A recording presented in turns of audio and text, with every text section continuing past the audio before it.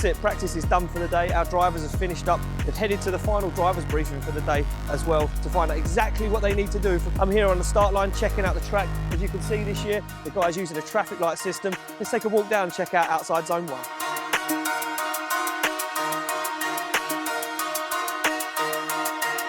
I'm out here on track checking out what our drivers have got to do to score that perfect 100-point qualifying run. This line here in front of me, well, that denotes the beginning of the scoring zone. And this box directly in front of me right now, well, that is outside zone 1. Our drivers need to get the rear wheels of their car through this box as close to the wall as possible, staying to the right outside line as far round as they can, all the way to outside zone 2 on the wall. I'm here at outside zone 3. The perfect line from outside zone 2 will lead our drivers directly to this clipping point.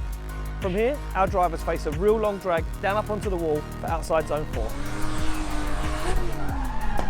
Outside zone 5 is the first of our 2 front clipping points. Get the front of the car nice and close to these 2 cones and you set yourself up perfectly for the second front clipping point and across the finish line. So there we go. You know what the track looks like. Our drivers certainly know what the track looks like. Let's head into battles and see exactly how it all goes down. All teams ready.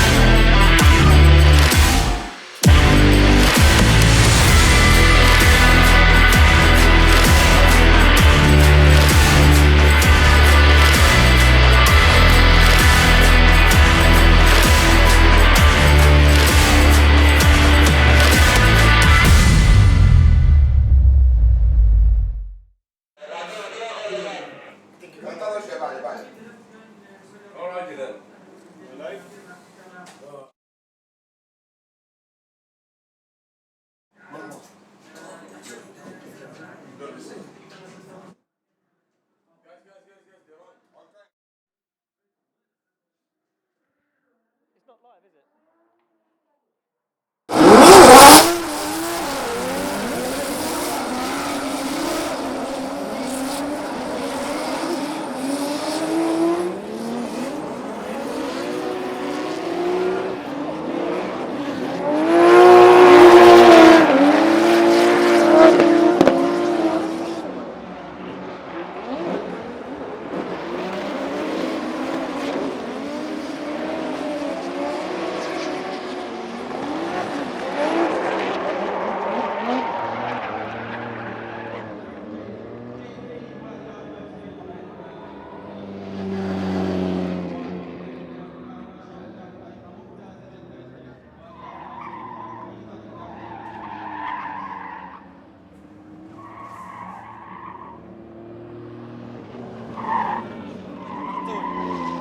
اول ما بدا اكيد احمد جمهور الكريم طبعا ما قدرنا حتى نقدم شويه مقدمه قبل ان نبدا السباق والهم كان كل شيء اون تايم بالضبط 3 بالضبط. بدا اول باتل بين جيمس دين ورياض المبسلي. طبعا الان كان جيمس دين في المقدمه او الليد ورياض المبسلي كان في التشيس وبالتالي راح تتبدل المواقع. الان راح يكون رياض المبسلي في الليد وجيمس دين في التشيس.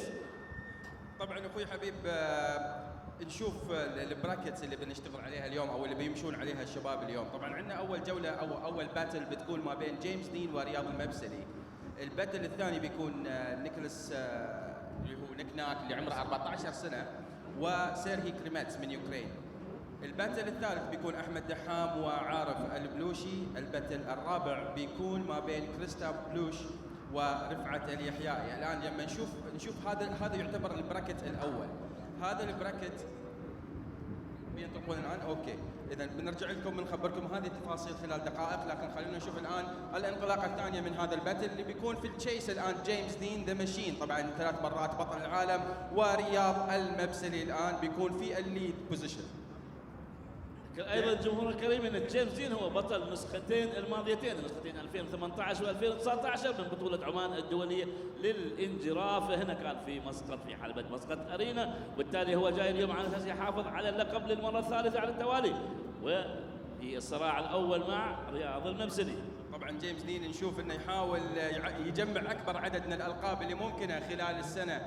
طبعا السنه الماضيه شفناه اخذ المركز الاول او فاز في بطوله عمان انترناشونال دريفت تشامبيونشيب، وايضا فاز في بطوله فورمولا دريفت، وفاز ايضا في بطوله دريفت ماسترز. ونشوف الان الانطلاقه الثانيه، رياض المبسلي الان في الليد، وانيشيشن ممتاز جدا من رياض المبسلي.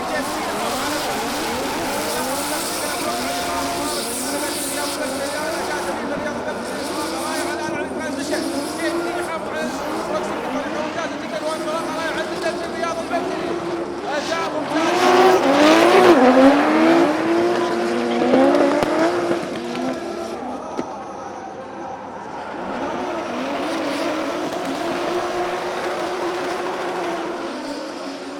كمل لاخر المسار.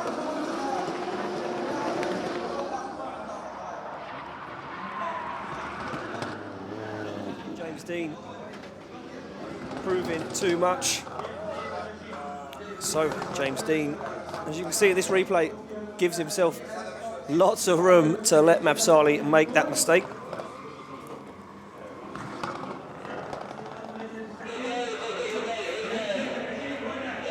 And as we can see on the replay, for the judges just to take a look back, lots of wheels dropped. Cones go flying there as 2 wheels off the edge of the track. Looked like he DB'd a tyre there, but holds onto it. Very low tyre pressures on the back end of that tyre. Super 2JZ under the bonnet of Riyad Mabsali's car. And Mabsali knocking the cones out of the way that he put on the circuit from the first half of the run. Those guys go to receive their decision, and I can confirm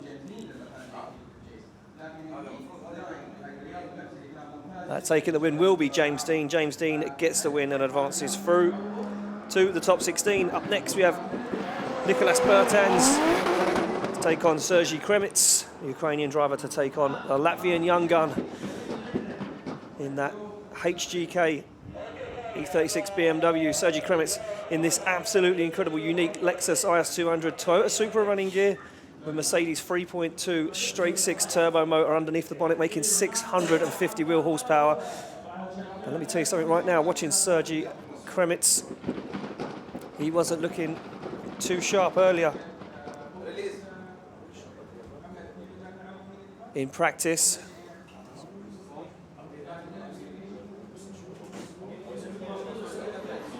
So off the line they go. It will be Nicholas Bertans to lead. You can see Sergey Kremets nice and close to the back bumper of that E36 BMW.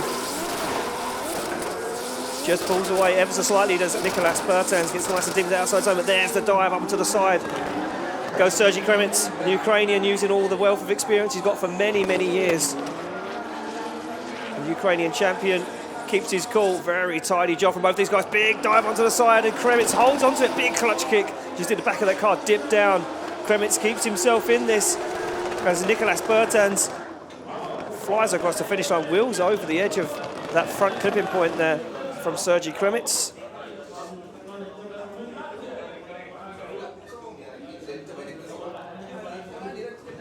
Is it me? Too loud? Oh, I'm not too loud? So there we go, just taking a look back at the replay of the first half of this run. You can see Sergey Kremets there just dropping some wheels.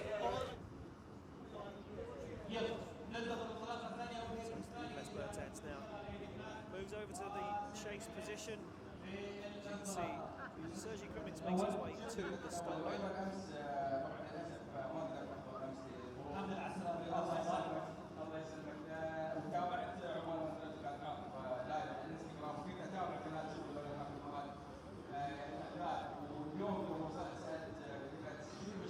So just waiting for a little bit of confusion on the start line. As soon as the start line marshal gets the thumbs up, we'll be ready to kick this off. And Sergey Krimitz to lead, Nicolas Bertans to give chase. Ignore that, ladies and gentlemen. A small mistake there in the running order this weekend.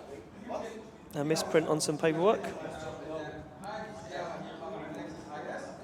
So they're off the line. Will be Sergey Krimitz to lead in that Lexus IS200, and Nicolas Bertans to give chase. And this young man was pushing some of the best international drivers around earlier on. Now, can he stick it to the side of the Ukrainian's car? Nice and deep into the outside zone. Goes Sergey Krimitz, throwing the smoke in the face of the young gun from Latvia, but keeps his cool, stays within nice proximity, makes a little bit of a dive onto the back bumper, shallows off though, that very long pull there out to outside zone 3. Oh, and a big error from Sergey Krimitz. He slows that car down massively and it upsets the line from Bertans. Can he keep in it? He certainly can. Gets the front wheel through that front clipping point. Smoke once again in the face of the young Latvian, but he keeps his cool. And you know what? I think the mistake from Krimitz, too much there for the judges to not pay attention to. As we take a look at the replay, very nice in the first half of the run there from Sergey Krimitz.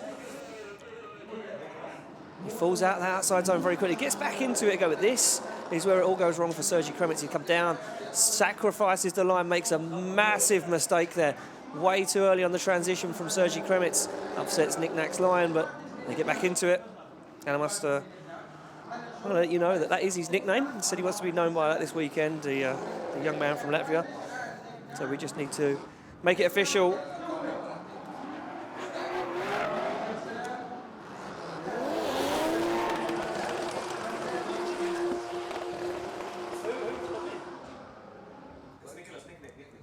So I can confirm that Nicolas Bertans gets the win and advances through.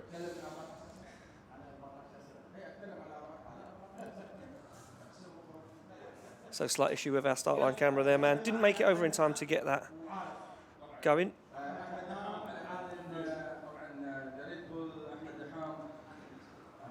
And we go back to the start line, ready for the next battle down. It will be Ahmed Daham to take on Arif Balushi. Daham in this incredible new Lexus RCF. The work and development that's gone into this chassis from Daham and the team is just absolutely incredible. Daham on the line though, a door open, talking to a start-minute rule, and I can confirm that Ahmed Daham is going to be calling a 5-minute rule, so he's going to take his way back to the pit. A little small issue with Daham, been struggling with his car, just built and refined in 4 months. Incredible achievement from him. He looks a little bit dejected there though, does Daham. Didn't get rid of the result he wanted to last weekend in Dubai, and saying this weekend it needs to work, it needs to happen, but not looking good already in top 32 for Daham. So Daham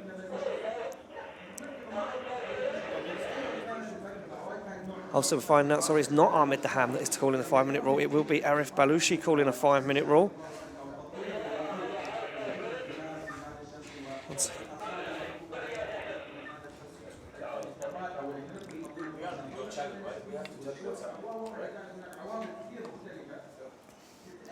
So, as we await the 5-minute rule counter to go down for Arif Balushi. I do believe Arif Balushi had an accident earlier in practice, had contact with an S15, so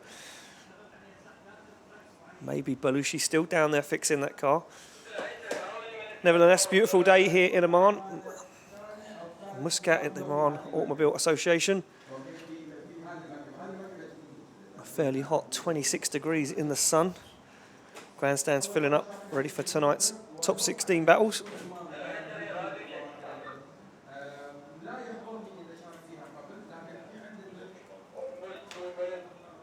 So, timer counting down, and we are waiting to see Arif Balushi can make it to the start line in time. There's 2 minutes left, being told now by our judges. Just 2 minutes left on the counter, and for Balushi, can he stick it to the door of Ahmed Daham?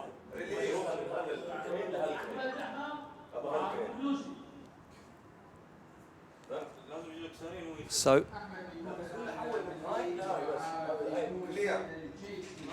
these guys on the line ready to go. As you can see, introduced a traffic light system this year to the association. No more human error, or no human error whatsoever. As you can see, green light means go, and these guys are off. It will be Daham to lead, Belushi to give chase now. Will that car work? Will Belushi be able to pull it together? And it doesn't look like it's 110% at the moment, as Daham sticks it to the wall nice and close there, but scrubs a lot of speed. You can see him off throttle, gets back into it. Belushi sacrificing that line, very scrappy, fires it on angle, and then has to almost straighten up to keep with Ahmed Daham right now. Oh, what a big error, a huge error there for Arif Belushi as he makes his way around the far end of the circuit, down through the front 2 clipping points, and Belushi's car's looking like a wounded deer right now. Will he head back to the start line, or will he go to the pits? He has no more 5-minute rules, just one 5-minute rule in competition here at the association, and he has already used that, so Belushi is going to have to try his best to get that car, make it last all day.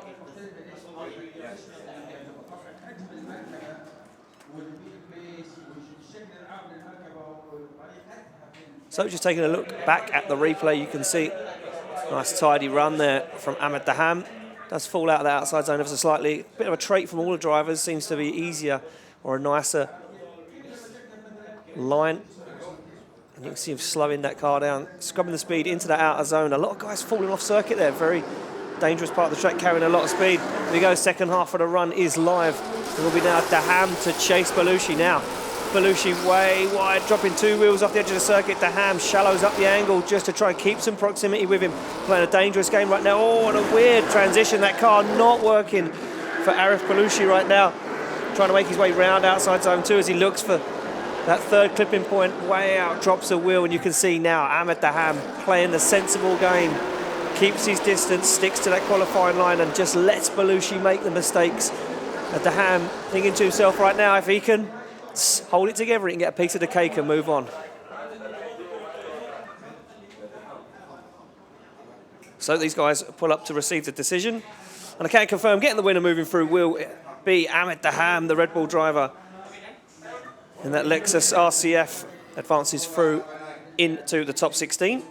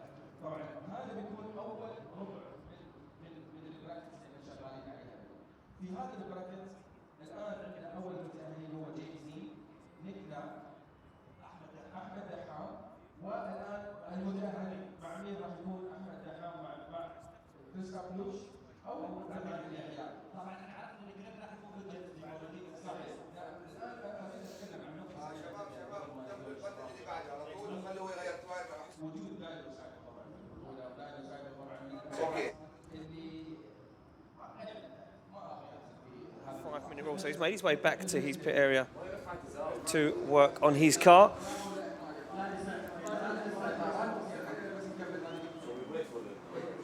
And we are going to wait for Kristaps to get that car fixed and ready to rock and roll.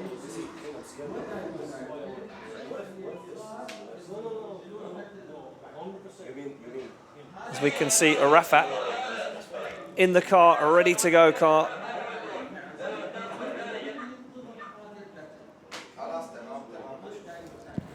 Yo, is that Rafat?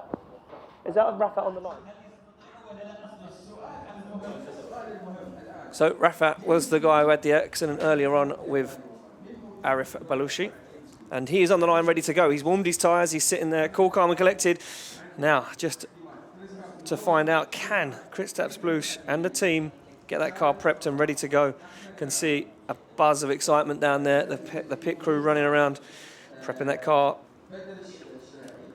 I'm not sure what the issue is. That car been flawless all weekend. Now, can they get it ready to rock and roll? I can see the guys frantically running around the paddock, maybe looking for some parts, maybe looking for some tools. Remember, these guys flown and travelled a very, very long way to be here this weekend.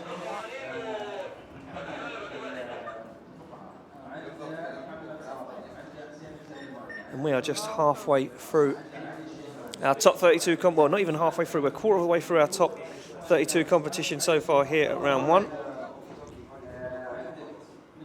And a lot of buzz going on in the pits as Rafat sits on the line, patiently awaiting the return of Kristaps Blush. So just trying to find out how long we've got on that clock. Looks like a couple of minutes left, not long now.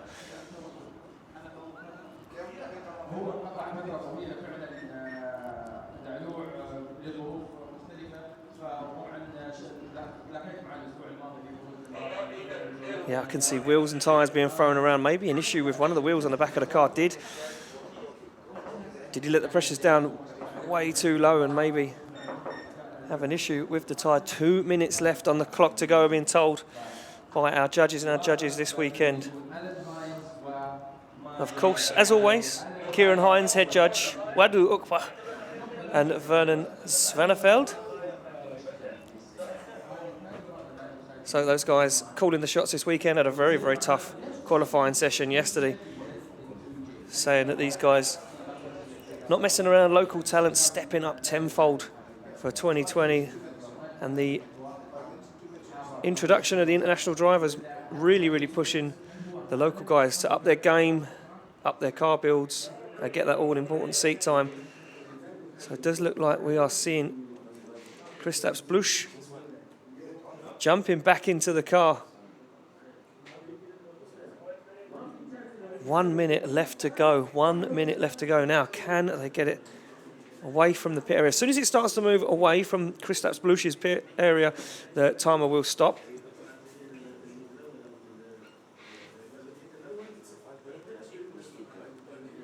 And how heartbreaking would it be for the Latvian driver to be knocked out in top 32 by a 5-minute rule by a simple tyre problem?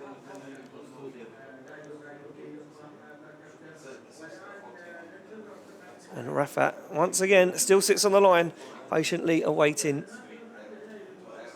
his opponent to arrive. If not, this could be a lucky weekend for Rafat.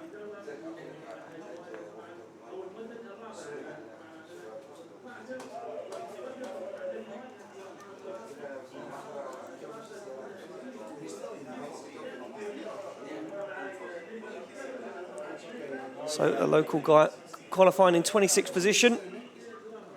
And he would love nothing more to move on to competition and face off with Ahmed Daham for a spot in the Grade 8. First of all, we need to find out if that clock has run out. The timer is running, and I can't see any movement of Kristaps Blush's car at the moment. It's stuck in the paddock.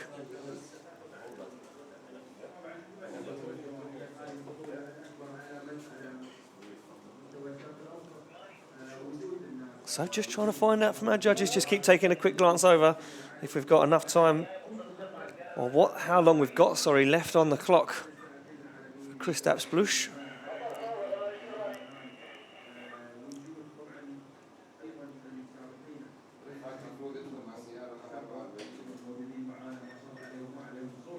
And not quite sure what the issue is. No, none of that information has been none of that information has been relayed back to us. We're just hearing or making assumptions of what it could be, ever so slightly.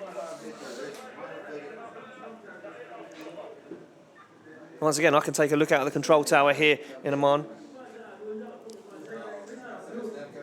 And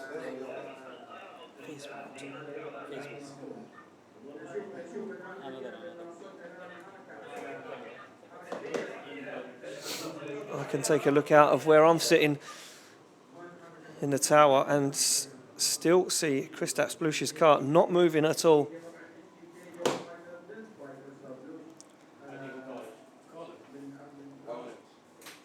So I do believe that the clock potentially has run out. Judges look like they've made a decision to disqualify Kristaps Blush.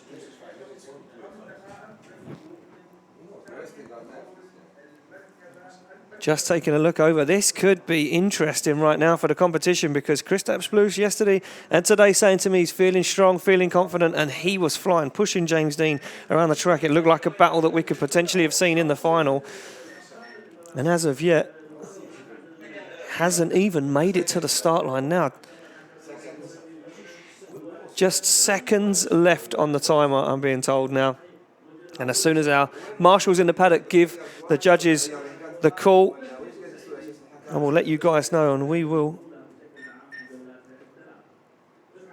let you know if he has been disqualified. Drama already, round one of the 2020 Oman Oil Marketing Drift Championship.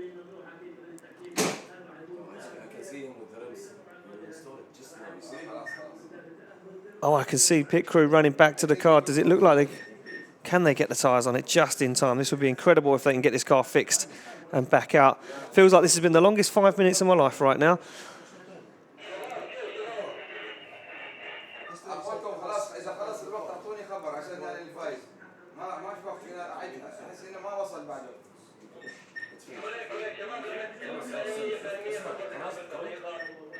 And yet still no word, still a buzz in the air down there in the paddock.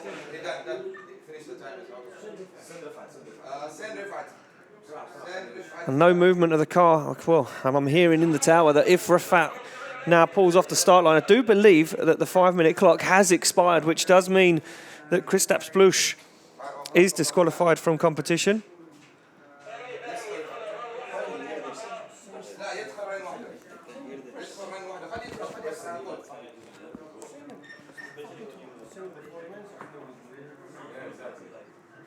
And Kristaps Blush still not moved, and there we go, Rafat Al Shahani pulls off the line for the first run, which means he does get the win and will advance through to the top 16. And fireworks and excitement already. This young man having an issue with his car early in practice, as I mentioned, had a big accident with Arif Balushi, and Balushi knocked out of competition. But Rafat looks like he's going to make his way through. Much needed seat time. Another guy had to spend most of the last 2 hours fixing that car. Lost a lot of practice. And he finishes the run.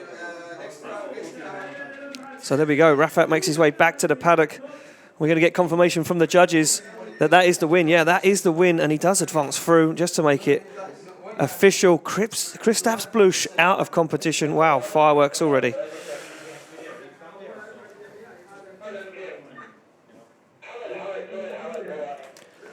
So we're moving along to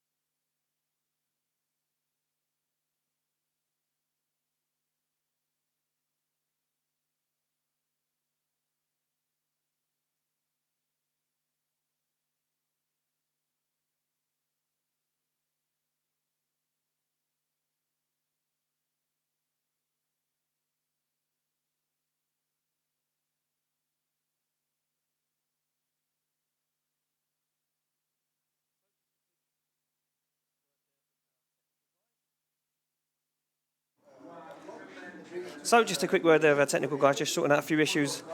Apparently we're getting crossfeed here from the judges having a chat in the tower against myself, so I'm just trying to rectify that. And as we can move on to the next battle, it will be Tarik Al Shahani to take on Tarik Al Shahani. So Hadidi pulls to the line, another guy having a few issues with this incredible Red Bull S15 in practice. But he gets it done, as you can see, in that car, ready to rock and roll. And we do have Salim pulled up next to him in that incredible 350Z. A nice overview shot there from our drone. Sun shining, crowd starting to filter through. Here we go, Hadidi off the line, fires up onto the wall. Oh, nice and deep into outside zone 1. Goes Tarik Al Shahani and starts to pull away. Big separation there opens up as Hadidi transitions into that second out zone, drops wheels ever so slightly. Now Salem they're trying to collect up, get on the back bumper of that S15, but lost in the smoke. And just doesn't look like he has the pace. Running the back bumper of that S15 along the wall is Hadidi. Incredible talent from this young man right now. Picks up that front clipping point. Incredible there. Oh, when it looks like 3 wheels off for Salim Sharaf. As we take a look at the replay, 3 wheels off there on inside clipping point 6. Look at the incredible talent from this young gun. Makes his way around the outside zone. Incredible precision. Slows the car down. You can see the rear wheels of the car just ever so slightly slowing down. Nice transition. Full throttle once again. Does drop a wheel ever so slightly there. Nevertheless stays in it. And Saraf struggling to keep up with him. And this is where the big separation happens. You can see way off the outside zone is the chase car. And then all starts to fall apart for Saraf. As you can see, 3 wheels off track there as he shortcuts the circuit. So big points deduction and hangs in the favour of Tarik Al Shahani. We're looking to go back to the start line now. Let's see if Salim Al Shahani can keep it together. As you can see now, pulls away, makes his way to the start line. He will be in the lead position. Hadidi to give chase. Just having a few words with their pit crew there along the pit wall. No messing around. Straight to the line they go.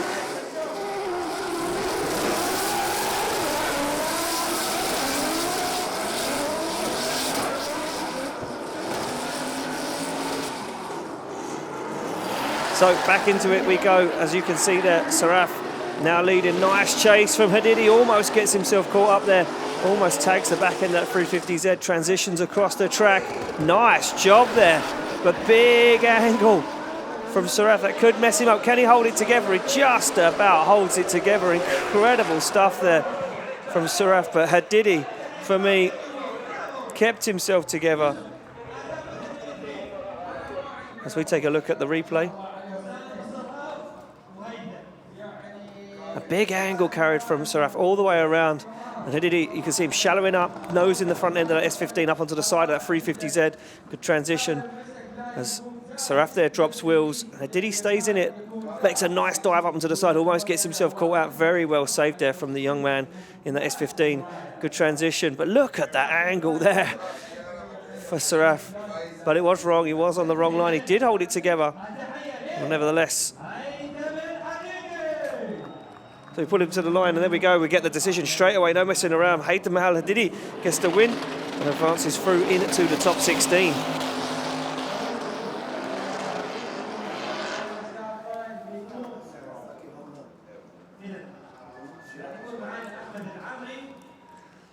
So back to the start line we go. As you can see, one very happy man there, Ahmed Al Amri, to take on Zaki Hamdan, or as he likes to be called, Bullseye. The Malaysian driver, one of the internationals brought over. And Zaki said to me, don't worry about calling me by my name, just call me Bullseye, because everyone back home knows I am Bullseye. Well, they're off the line. Can he get a bullseye? Can he get that perfect 50? Nice and close to the back bumper he goes from Amri. And Amri struggling in practice. Looks like he's got that car dialed now, though. Nice and wide into the outside zone. Very good job there. But Zaki, oh, and this is starting to fall apart ever so slightly there. Wheels dropped out of the outside zone. Amri falling apart, and you can see Bullseye in the background just keeping his cool. Zaki Hamdan struggling to chase with Ahmed Al-Mari as they come through. Yeah, big mistakes there from the chase car. A lot of straight-ins, a lot of errors from Bullseye. I'm going to take a look at the replay. It started off nice there for both guys and then started to fall apart really quickly. As you can see, didn't get into the outside zone early enough. And nice and deep onto the wall, but this is where it all kind of went wrong for both those guys. Early transition, didn't let the car wash out into outside zone too early enough. And you can see Bullseye struggling to chase. He keeps his distance, doesn't show any sign of getting any proximity. And then again, both guys transition too early, slow, scrub too much speed off, don't get into the outside zone. And then two big straight-ins here from Bullseye. Look at that, there's the first. And the second across the line they go. So it does look like Zaki Hamdan will be having a chat with our marshal there. Hopefully that car is all good, ready to go. Oh, it looks like maybe a problem with the bumper catching on the wheel. Maybe you can see the pit crew there just pulling the front bumper about, having a look behind the wheel. As Ahmed Al-Amri is told to come to the line. So Amri makes his way to the start line now. He will be in the chase position, and Bullseye. Zaki Hamdan will be in the lead. Lexus IS200 2JZ under the bonnet versus Nissan 200SX 2JZ. A very popular power plant out here in the Middle East. You can see taillights missing on the back of Bullseye's car. He said he's loving him getting nice and close to the wall. Been having plenty of fun this weekend. And love being invited as an international driver. Well, can he put it together? Can he get himself a spot in the top 16? As Ahmed Al-Mari makes a huge mistake, dives, but doesn't manage to keep it. Now you can see him nosing the front of that S13 in, but it's scrappy, very, very scrappy for Al-Mari at the moment. Makes another dive up to the side. Can he keep a hold of it? He certainly can't. But Bullseye shortcuts the circuit there. You can see him make a big dive across the track. Nice line, though, as he gets up onto the wall, deep into outside zone 3. Oh, and again, a massive mistake there from Ahmed Al-Mari as he tries to once again find the side of that Lexus IS200. And across the line they go, and I'm not sure, you know. I'm not sure. I don't know if that's as clean cut as what it looks. We take a look back at the replay.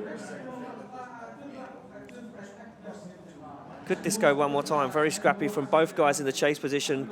Lead wasn't too bad, apart from falling in and out of the zones ever so slightly. But the chase from both these guys wasn't the greatest chase. Could this be a 5-5? Could this go a one more time? I'm just going to make a few assumptions here. As you can see, big dive there from Ahmed Al-Mari. And then he slows down massively, and then he makes another mistake here. You can see him, he slows that car down and wheels straight. That means he's not drifting. But a front wheel dropped over the edge of that white line there. And there we go, I get the confirmation. I can confirm that the international driver, Zaki Hamdan, aka Bullseye, gets the win and advances through to the top 16.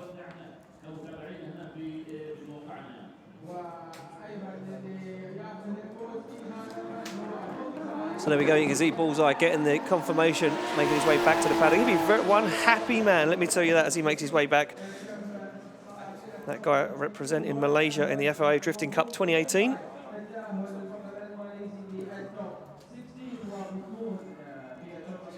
You can hear the cheers from the crowd now, the local supporters of Bullseye.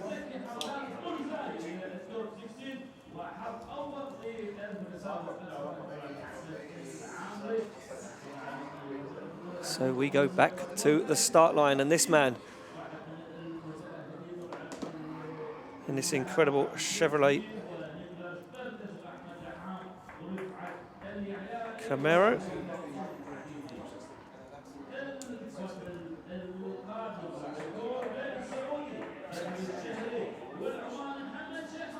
Representing the UAE. Sorry, Saudi Arabian driver, my bad. Looking at the wrong names on the piece of paperwork. To take on Mohammed in this crazy 350Z 2JZ under the bonnet. The car that Mad Mike Widet drove last year as a backup when he had issues with his own. And Mohammed Al-Albri.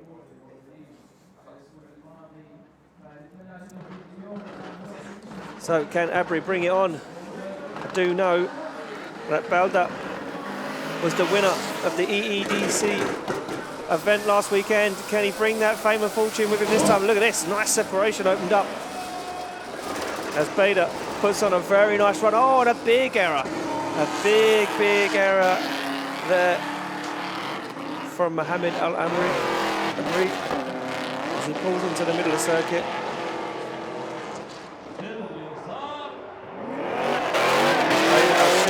Now we finish up the run in the Chevrolet Camaro. A very good line driver is this young man. And he'll take a look across now and see him parked in the centre of the circuit and be counting his lucky stars. Can he bring that fortune with him again this weekend? As I mentioned, finished on the podium at the event last weekend in the UAE, representing Saudi Arabia. So, will Mohammed call a 5-minute rule? That is what we're just trying to find out right now. So recovery team straight onto it, trying to get him off the track, back into the paddock, and then we will establish from there whether we will call a 5-minute rule or if the damage to that car is too much, which does mean that Beda Al Shahani will advance through in that Chevrolet Camaro into the top 16.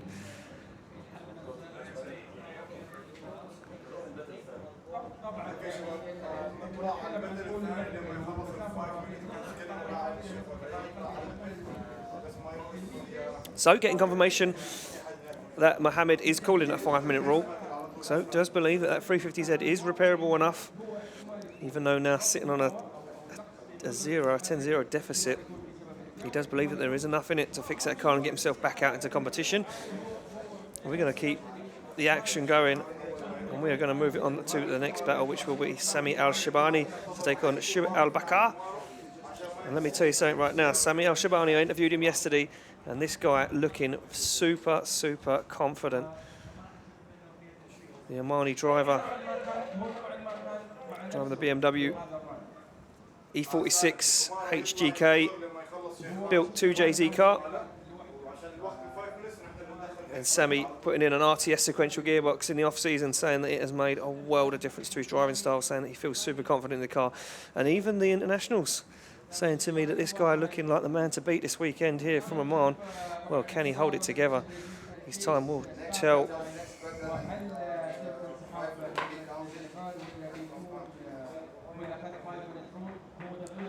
So, just trying to find out if we're going to move it along. Yeah, it looks like we are going to move it along, as we can see. Beda pulling away from the line. He's going to go back to the paddock. Hopefully zip tie that rear bumper back in place. And then we will call the next two cars into the tyre warming area.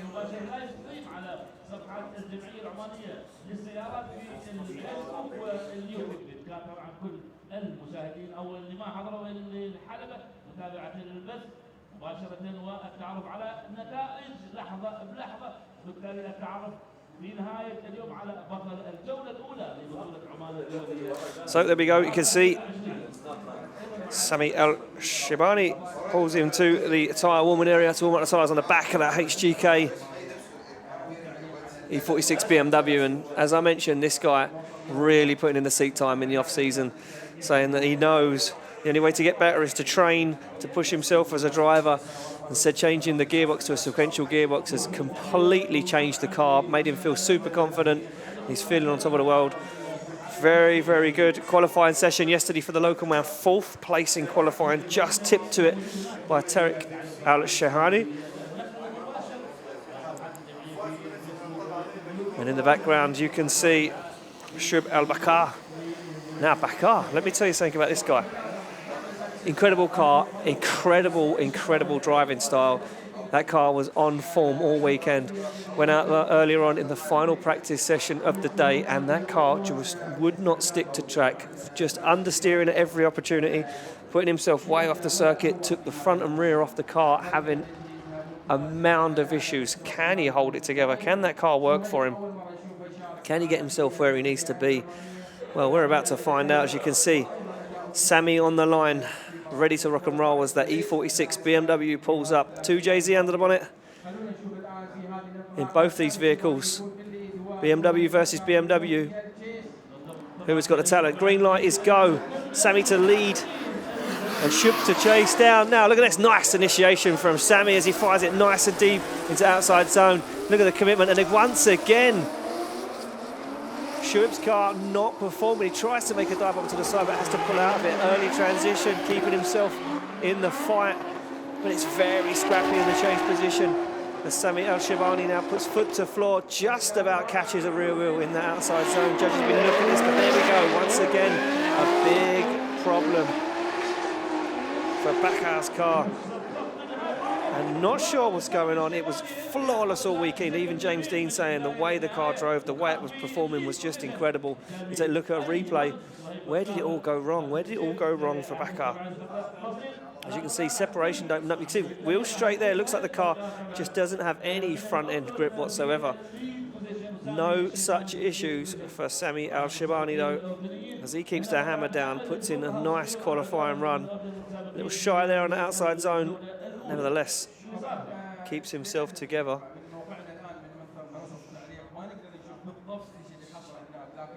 And Sami Al Shahani gets himself across the line unscathed, makes his way back. He'll be on the radio to his spotters and his brother, working out what he's going to do now. The big question is, does he go in hard? Does he put in a killer chase? Does he dive up to the door on initiation? Does he risk himself and the car?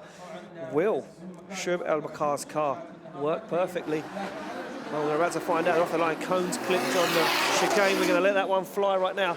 And look at this separation. Shahani playing a safe game, gives himself some room to manoeuvre, waits for the mistakes to happen from Bakar. Bakar's car looks like he's working at the moment now. Shahani starts to fight, starts to put the pedal down. Can he jump up onto the side of the A46? He's going to give him some more room. Wash his way off track there. Does Bakar as he hangs the back end of that spoiler over the wall, up front for a very long time though. Almost comes to a stop at one point, and Sami Al Shahani struggling to chase this car as they make their way round that final front clipping point and across the line. And there we go, no messing around from the judges. They know what they want. And I can confirm, getting the win and advancing through is Sami Al Shahani. So Sami Al Shahani advances through to the top 16.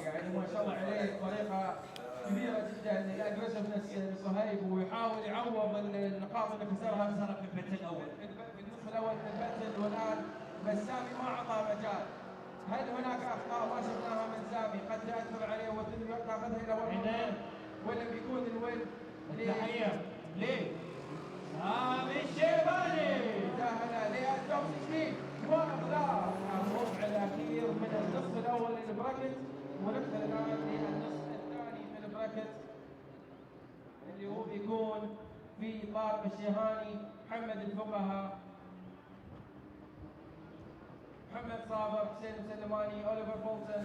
So, just getting confirmation that we're not going to go back to the Abeda Al-Ashi and Mohammed Al-Amri battle because Mohammed unfortunately could not get his car fixed in time, so he has bowed out of competition. So that does mean that Abeda in that Chevrolet Camaro does move through into the top 16. That is one half of our bracket done and dusted already, and then we move across to this man.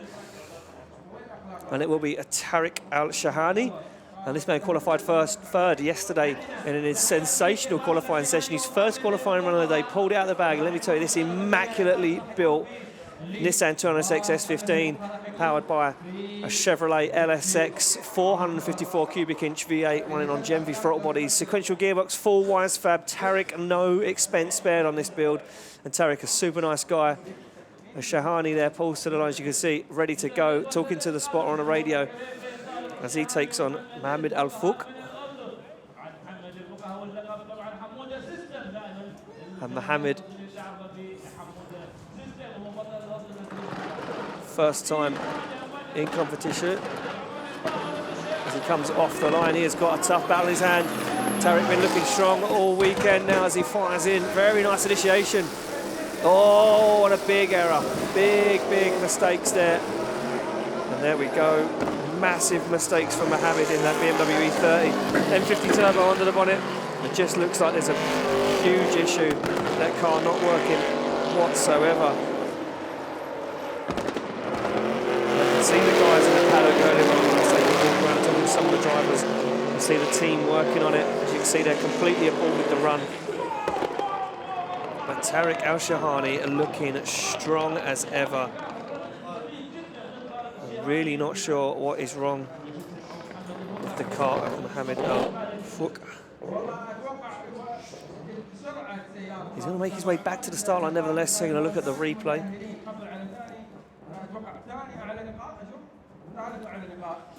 So you can see that massive straightening and just being nudged, poked in the arm by a head judge, Kieran Hines, to tell me it is a 10-0. As if I didn't know that already, Kieran. As if I didn't know it was a 10-0 already.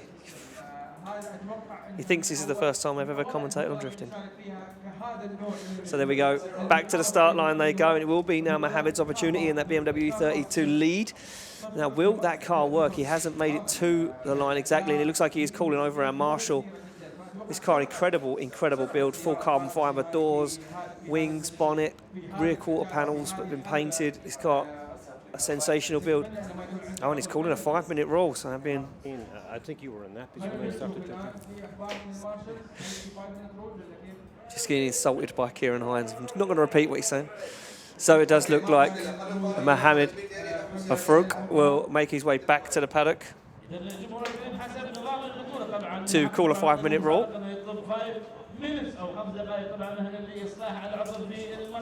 So don't forget, if you're wondering when top 16 will kick off, well, that will be 6:30 local time. For you guys watching at home in the UK or around that area, GMT 2:30 p.m.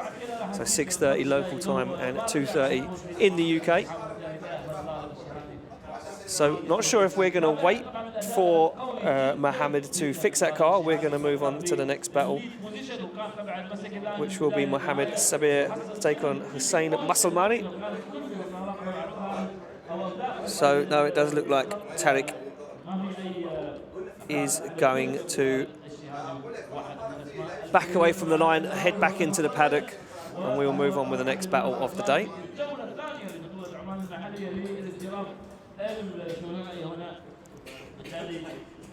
كانت طبعا واحد بالمناسبه هي هذه الجولات الثلاث هي يمكن اهلت السائقين العمانيين ايضا لخوض هذه البطوله وكذلك ارتفع المستوى قليلا نشوف تطور في المستوى بين الموسم الماضي وهذا الموسم طبعا. So just waiting to get the next battle out into the warm-up area. Not sure whether Tarik is going to remove himself from the area or if he's been told to wait. Maybe the issue with Mohammed's E30 BMW not as bad as what we first assumed. We will find out shortly nevertheless.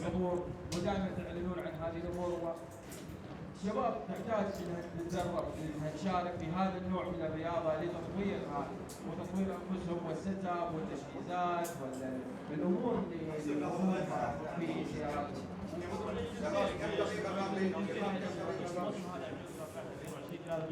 So, a lot of confusion down in the grid, just waiting for word from our marshals.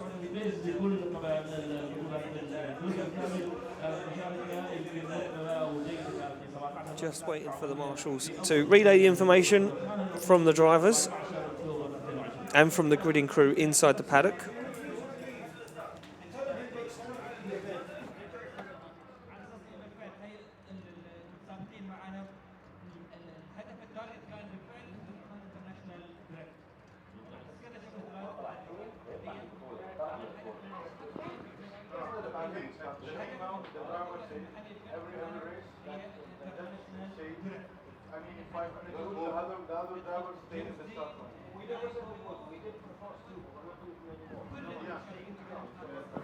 So, just looks like we're waiting to get Tarik out of the warm-up area and then we'll move on with the next battle. As you can see there, scenes inside the paddock. A lot of international drivers still ready to rock and roll. Still some very, very interesting battles to come up. As I said, Mohammed Sabir up next to take on Hussein Masalmani. After that, Oliver Bolton from the UK to take on Ali Al Shahani. Khalid Al Zaid to take on Daigo Saito. Sebastian Fontaine to take on Ahmed Saber. Nicholas Sullivan to take on Ali Maxid. And of course, second place qualifier, Alan Hines take on Tarik Al Shahani.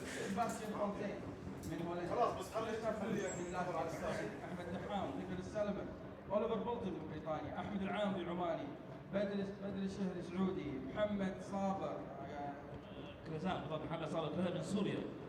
هو طبعا شقيق احمد كرينان، احمد صابر ومحمد المنصوري، بعدين عندك نقداك، بعدين سيرجي كريمتس، بعدين علي البلوشي، حسين مسلمان. يعني انظر هناك تفاوت. دايدو سايدو تاهل في المركز ال27. اكيد اعطال او ايا كانت الاسباب، لكن لو نشوف مستوى الشباب وايضا مكان تاهلهم في الكواليفاينج ونشوف هذا الاداء من المتسابقين، نعرف ان هذه الجولات التاهيليه والجولات المحليه والتدريبات المحليه فعلا اثمرت في المتسابقين المحليين. Well, ladies and gentlemen, we are being told that Tarik is going to wait there because there is only 1 minute left on the clock for the 5-minute rule. So we are waiting for Mohammed to make his way back to the start line.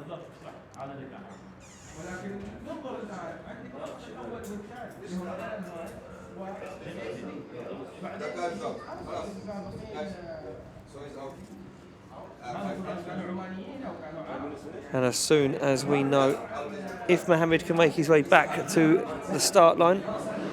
Oh no, and it looks like we do not have Mohammed on the start line. So Tarik Al Shahani will run for the second half of the battle and of course take the win and advance through into the top 16. And Mohammed's car suffering some serious issues there. The guys are not being able to fix it. And he bows out of competition.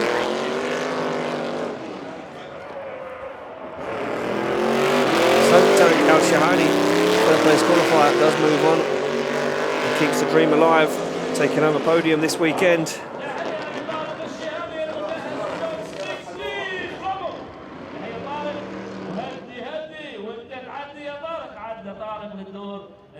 توب 16 راح تشوف طارق واحد من المتأهلين ان شاء الله للتوب 16 ومن هنا الاعلى يا رب. اعطيك اكيد محمد الفقهاء وحضر ان شاء الله في الحلقات القادمه ان شاء الله. نذكر من جديد اذا متابعينا الحضور اللي هنا موجودين. So there we go. That battle done and dusted. We can move along to the next battle of the day, and it will be Mohammed Sabir take on Hussein Musulmani.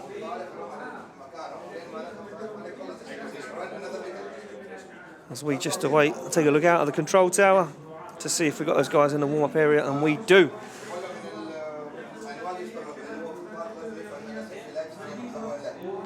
So, Mohammed Sabir, representing Syria in a BMW E46 2JZ under the bonnet. Very, very nice build, very nice young guy. And looking good in practice earlier on, but can Hussein Musulmani bring the fight to him? There we go, the Syrian driver, all thumbs up and big smiles all round. He said he's having a brilliant weekend, he's having tons of fun. He said he's very excited to be out here in Oman, competing. He takes on car number 14. The same Musulmani representing Lebanon, another BMW E46.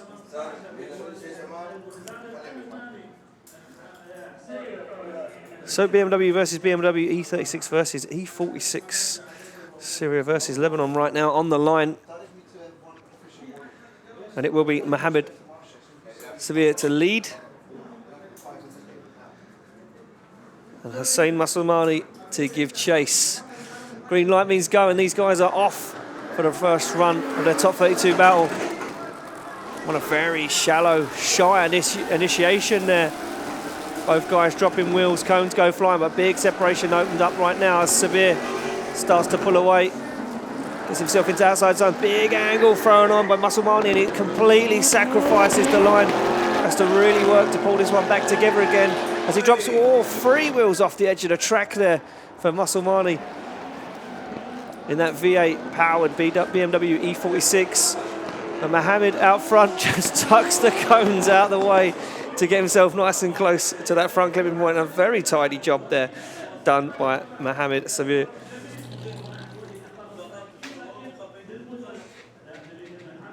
So those guys both make their way back to the start line. We take a quick look at the replay. It was a very shy initiation there for the Syrian driver. Nevertheless, does get back into the groove, gets back onto the line. Nice transition, sticks that car 2 wheels off track there though, almost 3, 1 point. Stays in it and tidies it up. And then 3 wheels dropped from Musulmani out back, but the big error there doesn't even get to the outside zone, sacrifices that zone to try and gain some proximity. And you can see Mohammed out front, just tucking those cones back onto the middle of the track and makes his way across the line.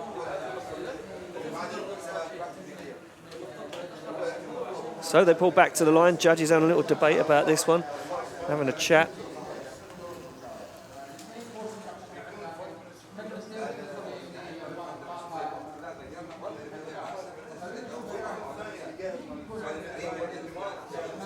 Judges still deliberating this one, just having a little chat about this, about cones dropped and wheels dropped, who made less mistakes is what they are discussing at the moment. For the first time ever, I've actually got the judges' feed in my headset ever so slightly so I could just about hear what they're talking about. So here we go, second half of the run. Hussein Musulmani takes down cones off the start line. And not sure if he thought that that was a full start potentially.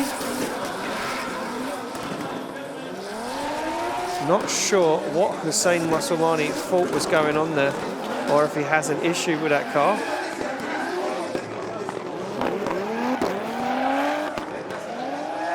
So Hussein Musulmani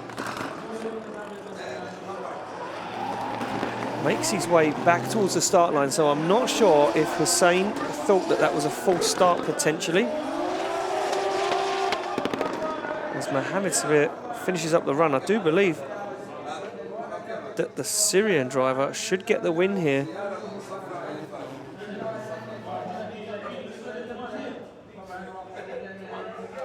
So just listening to the judges.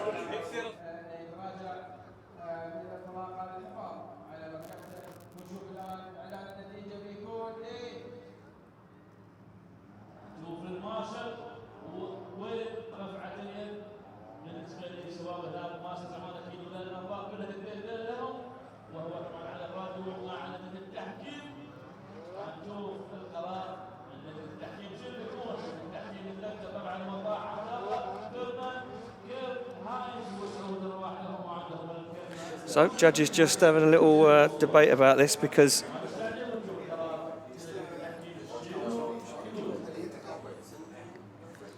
not sure if Hussein Musulmani thought that he had a false start because he took down the chicane on the start line.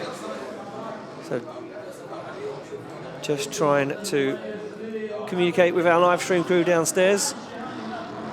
See if we can get a replay once again of that run.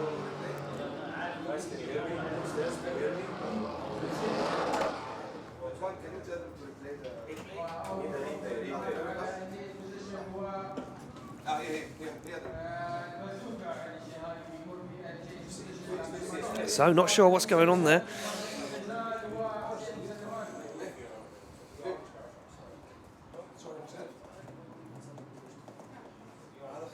So judges deliberating this one, saying Musulmani making big mistakes here, shutting down the car after he pulled through the chicane. He lifted off the throttle. You can see that car slow down massively. Even the chase car had to stop. So judges wondering what is going on. Very confusing, very awkward situation now. Trying to get information from our driver to find out whether he thought it was a false start or not. Or did he have an issue with the car?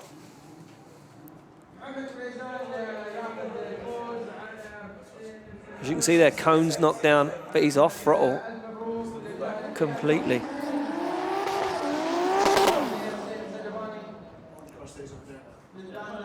So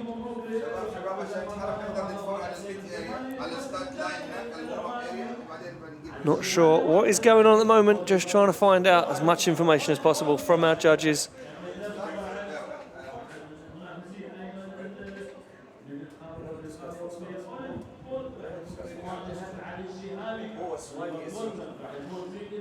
As you can see, we go back to the start line and representing the UK, Oliver Bolton representing Garage D, Funk Motorsport, Link ECU. Wise Fab. Oh, and it does look like Hussein Masoumani's car is broken down, that he is requiring recovery. So maybe that was the issue. Maybe problems caused with that car on the start line. We look to our judges for a decision.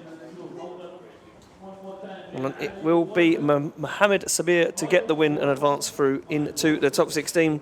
Hussein Masoumani saying that the car had an issue, broke down. And he couldn't initiate. Hands the win over. A clean win there for Mohammed Sabir. So once we get that car recovered off the circuit, we will advance through.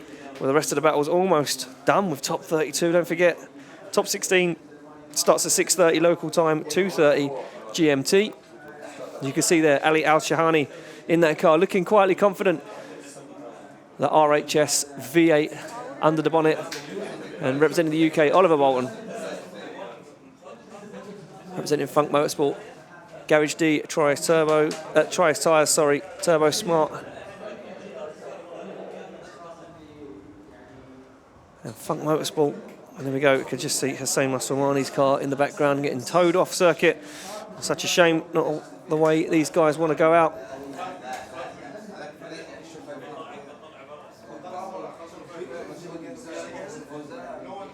So as soon as we get the all clear and the thumbs up all round, we'll be kicking off the next battle. S13 versus V8. 800 horsepower V8 underneath the bonnet of Ali Al Shahani's S15, and just a mere 450 under the bonnet of Oliver Bolton's SR20 powered S13.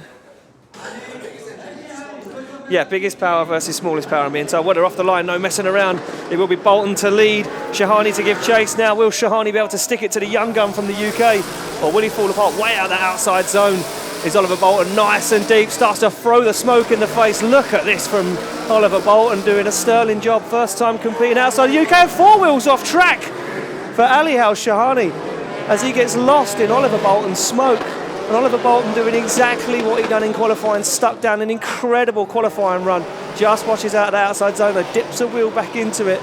A little scrappy at the back end of the circuit. Nevertheless, the young man from London throws everything he has at that and throws everything in the face of Ali Al Shahani. And you know what? He'll be feeling that one in the morning with the Omani driver.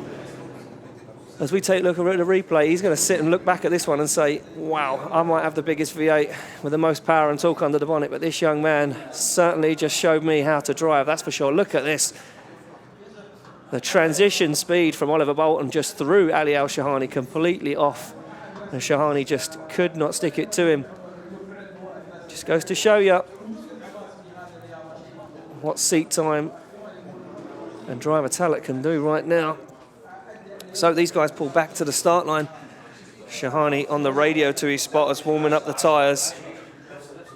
Oliver Bolton pops the door open now. He has to chase him down. This could be fun for Oliver Bolton, saying that he feels that he's a little bit out of his comfort zone, feels way off his limit. And as I mentioned, first time even competing outside of the UK, just 4 years in competitive drifting and only 1 year a pro driver. What can he do? Can he do the UK proud right now? They come off the line. The bazooka fires a cone across the track. Oliver Bolton gives him some room. The spotters would have been telling him on the radio he made a big mistake. Let him do what he needs to do. Oliver Bolton shallows up and gives Shahani some room to manoeuvre right now. Starts to rein him in though. Jumps up onto the side, does Oliver Bolton. And once again, shallows again. He sees Shahani going wide for him. Big angle at it. And Bolton plays a safe game. Keeps his distance. He knows he could potentially have a 10-0 in this. Once again, finds the side of the S15, but he's way off the zones. Bolton scrappy in that chase position, needs to clean this up. A lot of smoke being thrown in the face of Bolton right now, but he holds it together and takes it across the line. Big question, can he get the win? 4 wheels off track for Shahani. As Shahani almost parks that car in a tyre wall at the back end of the circuit. Look at the replay, and yeah, you can see the separation there as Bolton holds back and gives him some room to manoeuvre. And you can see Oliver Bolton way off, way on the inside of the circuit, very scrappy. And I'm just trying to find out, the judge is playing with me, so I'm gonna ask the sensible one, Vernon Spannerfeld. Who gets the win? And there we go, ladies and gentlemen, Oliver Bolton gets the win and advances through to the top 16 out here. in Oman, and he will be absolutely over the moon with that. And I'm not going to lie, being from the UK, I'm over the moon as well. UK representing right now, so proud moment right there. We move it along. Up next will be Khalid Al Zaid to take on Daigo Saito, and let me tell you right now, Zaid last year, he was one of the drivers that improved the most for me. This guy really put it all out there, but he has got a task on his hand right now as he takes on Daigo Saito from Japan. If you don't know what that name is, you don't know what you're talking about when it comes to drifting. Look at Saito though, very shallow angle, nose in the front of that Toyota Mark II, up onto the side of Zaid's BMW, but very close on the transition. And look at Saito as he edges the front wheel to the front wheel of Zaid's BMW. And Saito all over the side of Zaid, pushes him 3 wheels off track. Early transition from Saito, but look at the way he puts that car back up onto the side of the BMW. Saito very careful, playing with Khalid Al Zaid right now as they come round that final front clipping point. Incredible stuff from Daigo Saito.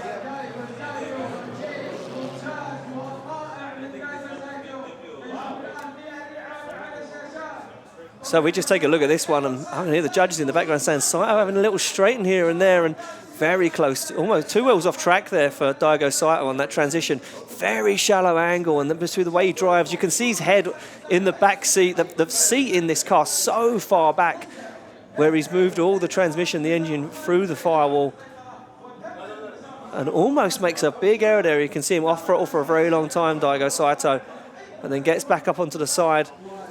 Not clean. Not the best we've seen from Saito, but let me tell you, yesterday this man had the cylinder head off the engine twice. They cleaned the front, they cleaned the top of the cylinder block off with some sandpaper and some flat surfaces. They put some valves back in it, had a huge misfire. They managed to get it working again. A lot of people saying he weren't going to make it out for qualifying. He put 1 qualifying run down, qualified in 28th position, got himself out. 27th position, got himself out, and there he is, the superstar from Japan. In this insane Sunoco Monster Energy Toyota Mark II. And we're just trying to remove a cone from underneath of Khalid Al Zaid's car as he swallowed it up on the last part of the circuit. So Daigo Saito sitting in that car ready to go. Look how far back he sits, incredible driving position. And Saito patiently waiting for Khalid Al Zaid to get back to the start line. Saito will now lead Zaid to give chase. And as I mentioned earlier, Khalid Al Zaid, incredible driving last year, progressively got better and better. Such a nice young man. And by the end of the championship, found his form, found his feet inside this BMW. Can he do it again? Well, he's got a tough contender, as I mentioned.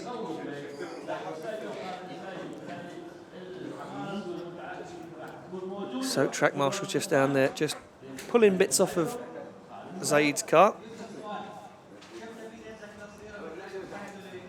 And there we go, Khalid Al Zaid makes his way back to the start line, ready to chase down Daigo Saito. Probably a moment in his life he'll never ever forget, that's for sure.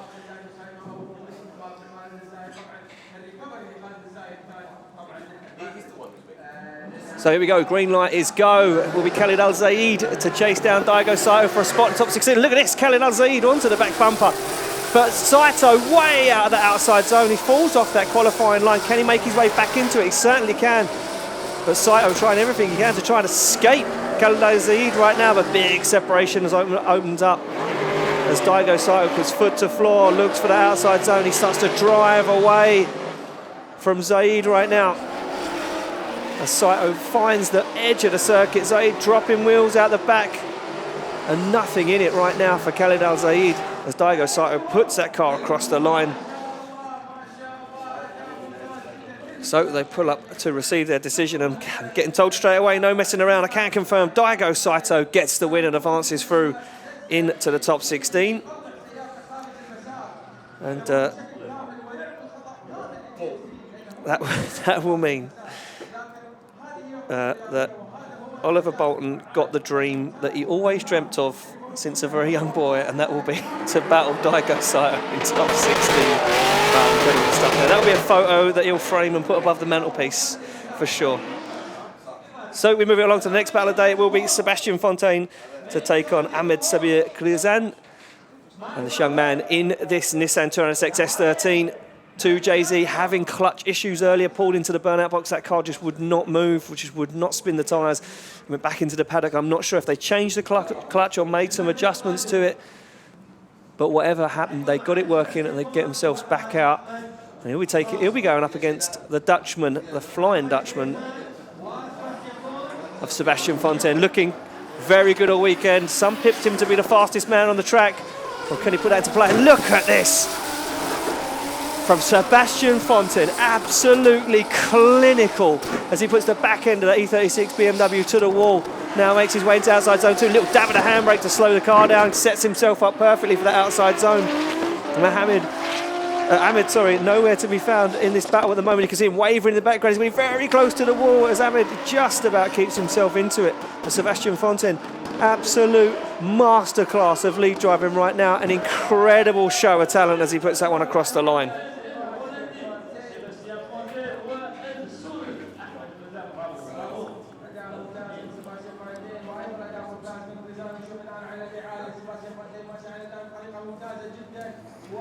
So we take a quick look at the replay. You can see here that absolutely incredible lead drive from Sebastian Fontaine. Look at the way the car has just positioned himself nicely up into the wall, slowed it down exactly what he needs to do, gets into the outside zone. But Ahmed in the background there making a lot of mistakes. You can see Desperate very straight just before that final clipping point. I missed that myself. And good drone shot there, picking up all the bits that we missed. So these guys make their way back to the start line. Sebastian Fontaine warms the tyres on the back of the car, has a word with his spotter. And Sebastian Fontaine, let me tell you, won't be afraid for me to tell you that that car has incredibly bad damage on the subframe. The subframe cracked. His pit crew repairing it, welding it back together this morning, trying to get it to hold together. He said, you have to ship a new subframe when we want to come back for round 2. Oh, and a big mistake there. Barely initiated from Ahmed.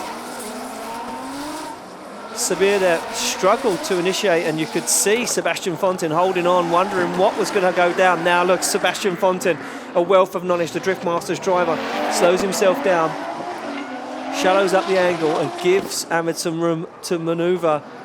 He knows he's not the fastest guy on the grid, and Sebastian Fontaine is going to sacrifice that qualifying line just to make his way round without having to put in a lot of errors. Very good driving from Sebastian Fontaine, very clever. So we wait to look across the judges, find out what their decision is. Isn't it that one? Yeah, and pretty simple. Sebastian Fontaine, ladies and gentlemen, get the win and advances through to the top 16. And a very scrappy, barely an initiation there from Ahmed Sabir. Unfortunately, knocks himself out of competition.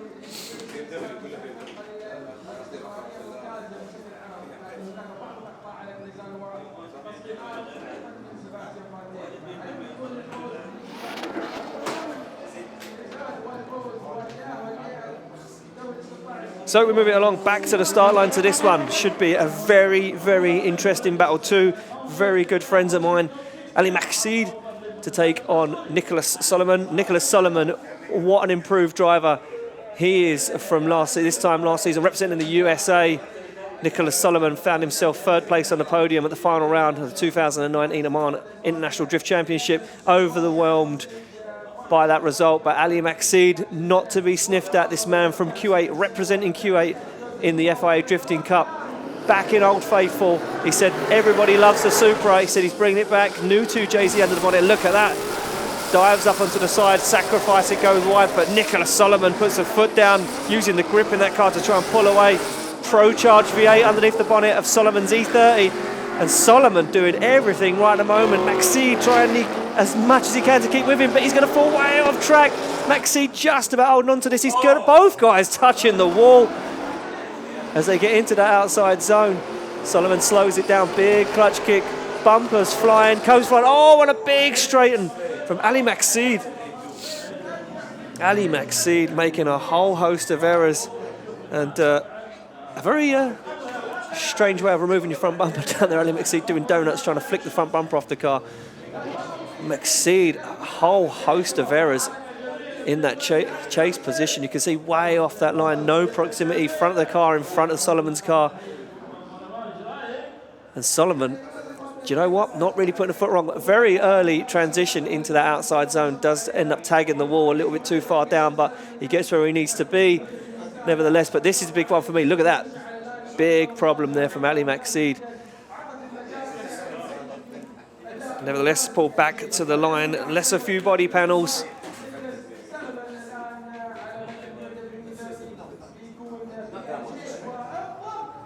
And there we go. It's Nicholas Solomon to chase down Ali Maqseed right now. Maqseed fires in, gets nice and deep outside zone. Separation opened up. And Solomon's spotters would have been telling him you had a very clear... Oh, he's well deep into the wall. Very deep into the wall goes Nicholas Solomon. He hangs onto it. And Solomon, blinded by the smoke from Ali Maqseed, in too deep there. For Nicholas Solomon, he's going to do it again. He's going to transition way too early. You can see him on the handbrake, slowing that car down. A scrappy chase from Nicholas Solomon as Ali Maqseed now looks like he is absolutely flying and puts in a very nice lead run.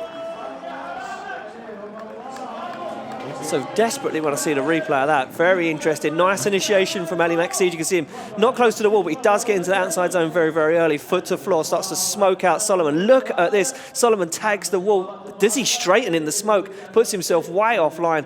Gets on the inside of the circuit. Maqseed wheel to the edge of the track. This is incredible driving from Ali Maqseed right now. Solomon holding on to it. And again, look, you can see the early transition. You can see him dragging the back of that car on the handbrake to try and keep sideways and keep it on some form of line.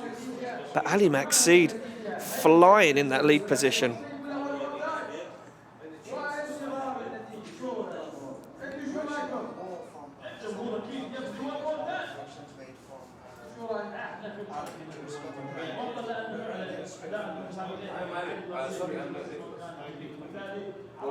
So looking over to the judges for a decision.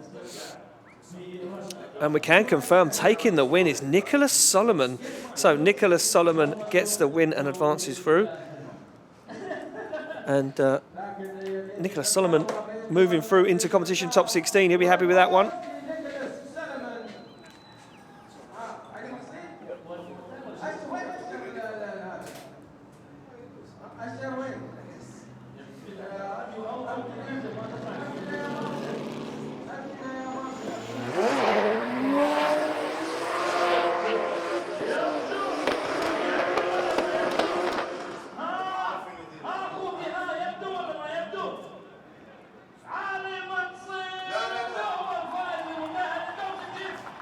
So there we go.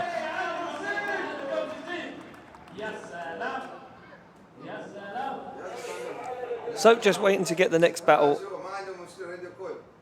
off the line. And local commentators just having a word. Trying to G up the crowd here. Grandstands filling up. So on the line, we move it back. It will be Mohammed Al Mansouri to take on Ali Al Balushi.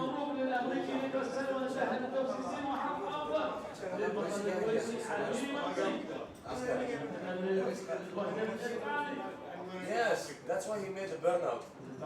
Celebration. So, just waiting for our track marshals to make sure we are all ready to go. And as soon as we get the thumbs up, we'll be sending the next battle. Just 2 more battles to go. First up will be this battle, Ali Al Balushi to take on Mohammed Al Mansouri.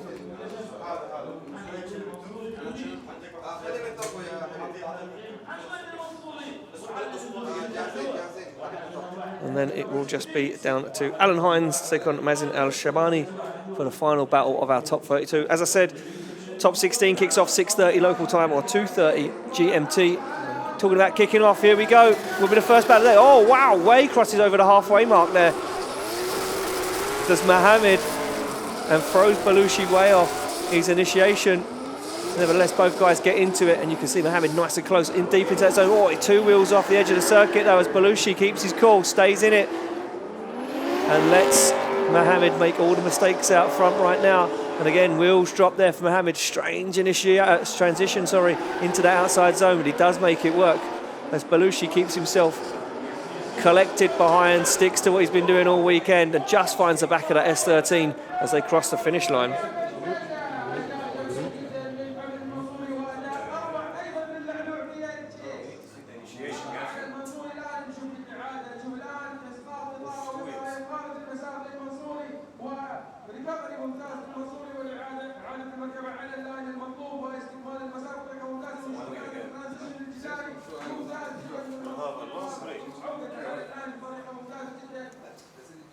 So just taking a look back at the replay.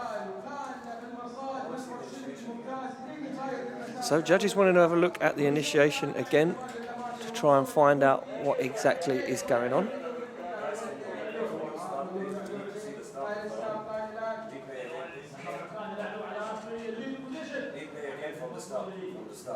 So judges just having a discussion about the initiation from Mohammed Al Mansouri, as he did cross over that white dotted line. Now that was up to the run-up. I'm not sure if he was at the white dotted line at the point where he crossed over it. If so, I do believe that could be a penalty or disqualification, as he was impeding the chase car's initiation. So judges desperate to have a look at that. But it looks like we're going to get into this one first. There we go, second run underway, and it will be Balushi now to lead Mansouri to give chase. Nice initiation from both guys. Balushi starts to pull away. Big mistake there from Mohammed in that chase position, though. As you can see him hold back. Now Balushi fires that car into outside zone 2, opening the door for Mohammed to get nice and close. Good chase so far. Can they hold on to it? Little wobble there for Balushi as they find their way down onto the wall. Nice transition from Mohammed in chase, but he messed it up and had to dial on loads of angle. It slowed himself way too far down, and Balushi brings it across the line looking confident.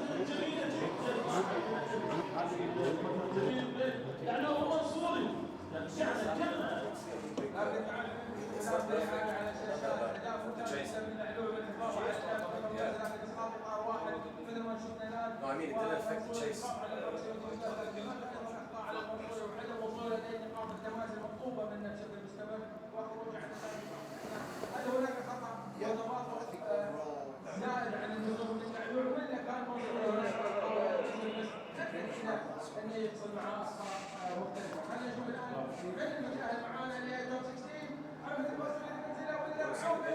So just trying to find out what is going on at the moment. Do we have a decision from our judges?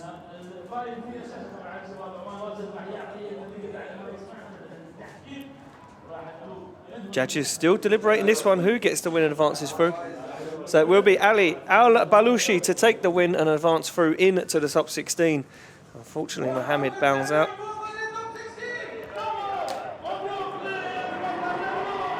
So Balushi advances through into the top 16, and that leads us to the final battle of our top 32, and it will be this one. Second place qualifier Alan Hines, the young superstar from Cork. He called himself the drift geek or the drift nerd yesterday, and he said, no game plan, just going to keep knocking them down till I get to the final and I battle James Dean, and then I'm going to take him down. That's strong words from this young man. Can he do it? Representing Pro Drift, Drift 2 Motorsport. And Alan Hines now sits on the line alongside Tarik Al Shahani. And Shahani gets a nice early jump off the line. You can do that in that chase position. Sorry, nice initiation from Hines though, as he stands on it, tries to drive away. Oh, amazing throws, big angle at it. Oh, look at this from Hines. Removes the back bumper off of the car. Precision driving, as it didn't upset his line whatsoever. And Hines stays in it. Amazing, very shallow, trying to keep with Alan Hines right now, but a big handbrake drag down up onto the wall for Alan Hines. That was a huge mistake from Hines. Looks like he might be phased ever so slightly right now in that lead position. Gets it done, gets it across the line.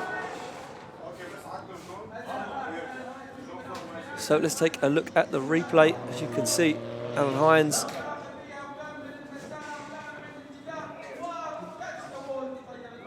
there, getting in too deep, gets it onto the wall, removes the back bumper. But Mazin making lots of mistakes there. You can see very shallow, making jabs, making dives up onto the side of Alan Hines. But this for me was a huge error. Big drag of the handbrake, slows the car down massively into that outside zone 3. And looking scrappy.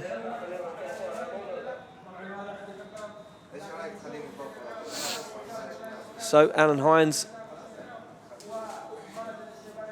pulls up to talk to his spotters. Oh, and it does look like he's going to exit the circuit, so maybe a 5-minute rule called there from Alan Hines, as Mazin sits on the start line ready to go. So Mazin Al Shahani sits on the start line patiently waiting the return of Alan Hines. And I know Alan Hines' car been getting a little bit hot in the heat out here, struggling to keep the temps down. Got a good team with him in the paddock, and I know he'll have the support of all the Irish here. Can they get that car back out into the warm-up area to finish up the second run of this battle? Looks like Hines has most of it hanging in the balance for him. That's amazing there. Sits on the line, ready to rock and roll. So, final battle of our top 32. Almost done and dusted. I'm going to go through some of the battles that we've got coming up in our top 16. The first battle of the order will be James Dean to take on Nicholas Bertans, and it will be Ahmed Daham to take on Rafael Yahya. Haytham El Hadidi to take on Bullseye. Zaki Hamdan from Malaysia will be Bader Al Shiri, the man in the Chevrolet Camaro who took the win last weekend. He'll be taking on Sami Al Shabani. It'll be Tarik Al Shahani to take on Mohamed Sabir. It'll be Oliver Bolton to take on Daigo Saito. It'll be Sebastian Fonten to take on Nicholas Solomon. And Ali El Belushi, well, he will face off against either one of these guys. Who will make it out? Back onto the grid. And there we go. Pulls to the line, does Alan Hines. Now, can he get the job done? He was chasing James Dean something chronic earlier, sticking it to the door, pushing James Dean around the track. He's got the pace in the car. He's got the talent. Can the young man from Cork in Ireland take down the local man, Mazin Al Shabani? Right now, off the line, Shabani to lead as he flicks in, up onto the side, goes Alan Hines. And tries to brake ever so slightly to slow himself down because he knew that Mazin was way off that qualifying line, wasn't deep into the outside zone. You can see it once again. Alan Hines slowing that car down, now starts to apply the pressure, starts to push. You can see it dialing on more and more angle as he gets more and more confident. Oh, but a big mistake there from Mazin. It forces Hines into the centre of the circuit. Hines holding on to this one. Done an incredible job to keep himself four wheels on track there as they come round the final turn and across the line. Brilliant stuff there from Alan Hines. Adapted his driving style to suit the messy lead from Mazin Al Shabani. So we look up, look for the head judge, Kieran Hines. And I can confirm that getting the win is Alan Hines. Alan Hines, ladies and gentlemen, gets the win. And that is it. That fulfills our top 32 as we see a replay of that final battle. Hines there, technical driving, keeps himself together, cool, calm and collected. A big mistake. They barely kept that car sideways. Very, very lucky to keep himself in that battle. But the mistakes in the lead and the mistakes in the chase from Mazin Al Shabani, just too much. And Alan Hines gets the win, advancing through. So from me and everybody here in Oman, we'll be back at 6:30 local time or 2:30 GMT for our top 16. It'll be crazy to miss it. Top 16 looks insane. From me and everyone here, we'll see you soon.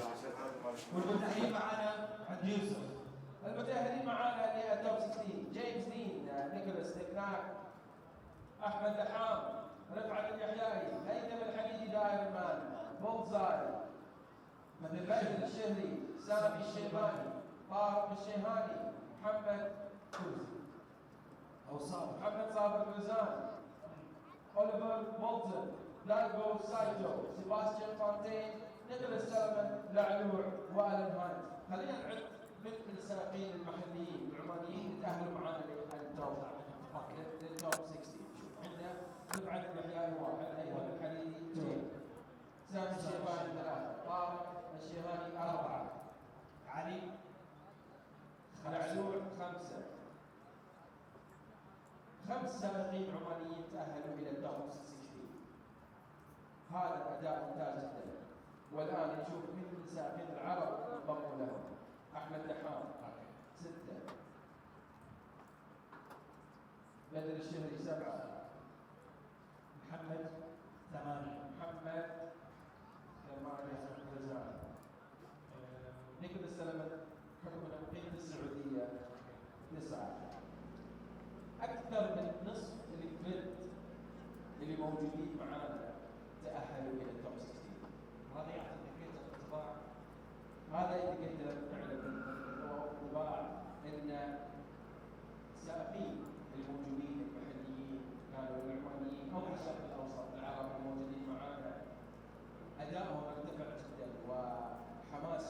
وتجهيزاتهم وتطورهم في القياده ومعرفتهم طبعا والخبره نمت خلال السنوات الماضيه، وهذه البطوله بطوله عمان انترناشونال طبعا وجودها في المنطقه ساعد جميع المتسابقين الموجودين انهم يتطوروا ويوصلوا للمستويات اللي وصلوا لها وينافسوا ابطال وابطال عالميين والتاهل من عندهم الى توب 16، وبنشوف ان شاء الله في التوب 8 والتوب 4 ونشوف مين بيوصل معانا. هل بيكون عندنا اليوم بوديوم اوروبي ولا بيكون في عندنا الطابع العربي على هذا البوديوم؟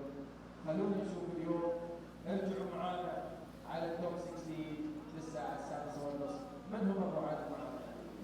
الرعاة اللي معانا طبعا الشجاعة وقفتها صح؟ وقفتها على طول عمل بلدية مسقط لأن أنا في البلدية أعرف بلدية مسقط. اذا حضرتنا الكريم ومتابعينا اكيد عبر اللايف ستريم حسابات الجمعيه العمانيه للسنوات في الفيسبوك واليوتيوب. نذكر من جديد بالرعاة اللي دائما لهم دور كبير في انجاح هذه الفعاليات الدوليه انترناشونال كريم في السلطنه. بلديه مسقط، سعود بهوان، هيئه الازواج، اللجنه الوطنيه للشباب، وزاره الشؤون الرياضيه، زاستينو، مطارات عمان، ريد بول عمان، وريد بول موبايل عمان هم موجودين معنا لكل حال انه يفتح اي رقم جديد. شكرا للرعاة وملتقانا مجلس. ملتقانا خلال ساعه من الان او ساعتين، اقل من ساعتين من الان، ساعه و50 دقيقه. موكب الابطال توب 16. عندنا موقف الابطال التوب 16 نتعرف على الابطال، ممكن اذا صار في مجال ان نسولف معاهم كلمه او كلمتين. خلونا نشوف كيف بتكون الوقت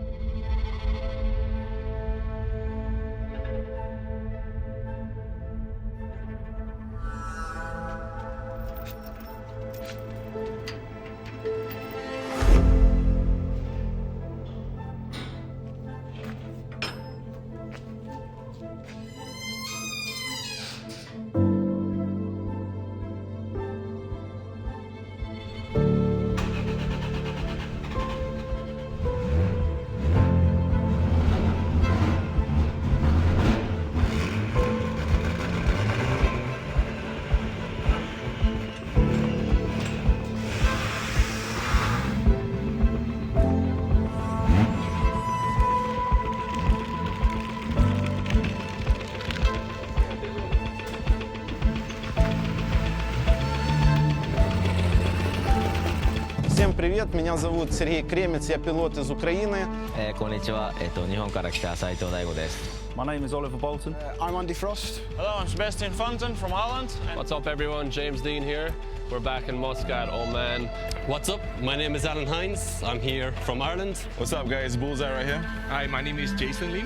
We're from Malaysia. There's a lot of European drivers come over here, and this year actually there's drivers from all over the world. Daigo Saito's here from Japan, there's people here from Russia, all over Europe, and battling with the people from all over the Middle East. So we're here to not mess around. We're here to take down some big names, and yeah, we're here to rock it. В этом году принимаю участие в Oman Oil Drift Championship. So it's going to be challenging, highest competition ever. Out in Oman, very, very excited. There are a lot of good guys. James is here, Christophs is here, Daigo Saito is here. Well, let the best man wins. Yes. Yeah. We're gonna do the best. Yeah. Well, here we are. The 2020 drift season kicks off right here in Oman at the International Drift Championship. Drivers and cars have travelled all around the world to be here this weekend. Practice has just started. Let's go and have a chat with some of those guys to see how they're getting on.